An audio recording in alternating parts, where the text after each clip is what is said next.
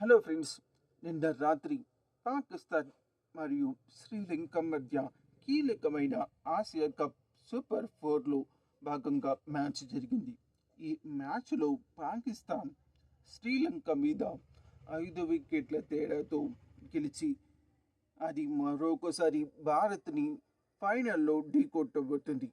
కీలకమైన మ్యాచ్లో పాకిస్తాన్ శ్రీలంక మీద గెలవడంతో సూపర్ ఫోర్లో దానికి మిగిలి ఉన్న మరొక మ్యాచ్ బంగ్లాదేశ్ మీద గెలిస్తే మరొకసారి ఈ టోర్నమెంట్లో వరుసగా 3 సార్లు పాకిస్తాన్ భారత్ మీద ఆడినట్లు అవుతుంది.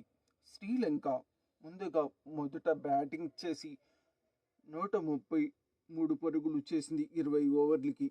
ఇందులో కమిందు మెద్దీస్ 50 పరుగులు చేశారు. అయితే జట్టు మొదటి నుంచి కూడా వికెట్లు పడిపోతూ వస్తుంది.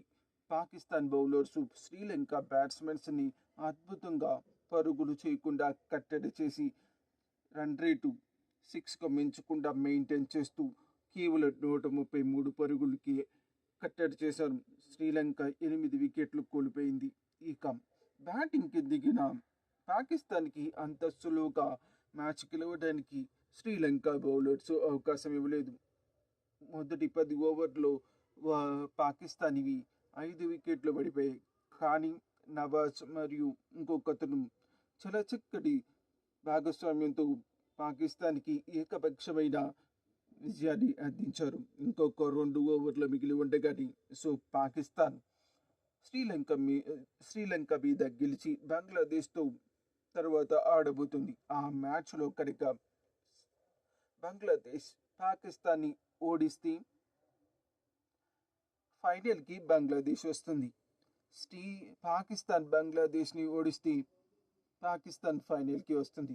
ఎవరు గెలిచినా ఎవరు ఓడినా గెలిచిన వారు ఖచ్చితంగా భారత్తో ఫైనల్ ఆడవలసి ఉంటుంది. ఎందుకంటే ఈరోజు రాత్రి టీమిండియా బంగ్లాదేశ్తో సూపర్ ఫోర్లో తన 2వ మ్యాచ్ ఆడబోతుంది. ఈ మ్యాచ్ బంగ్లాదేశ్కి అత్యంత కీలకం.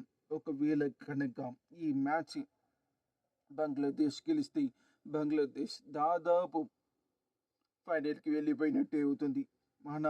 ఒకవేళ ఈ మ్యాచ్ ఓడిపోతే ఖచ్చితంగా శ్రీలంక మీద మెరుగైన రన్ రేట్తో గెలవాల్సి ఉంటుంది. బహుశా మనం ఈరోజు బంగ్లాదేశ్ మీద ఓడిపోవడం అనేది అసాధ్యం. కాబట్టి మన ఫైనల్ బెర్త్ మనకి ఎప్పుడూ ఖరారైపోయింది. ఇక పాకిస్తాన్కి మరియు బంగ్లాదేశ్కి మధ్య మాత్రమే ఒక సీటు ఖాళీ ఉంది. ఆ సీటు కోసం ఈ లపాకీలు తుపాకీలు ఎంత కష్టపడతాయో చూద్దాం. ఎవరు వచ్చినా సరే కొట్టించుకోవడానికి మరొకసారి సిద్ధంగా ఉన్నట్లే.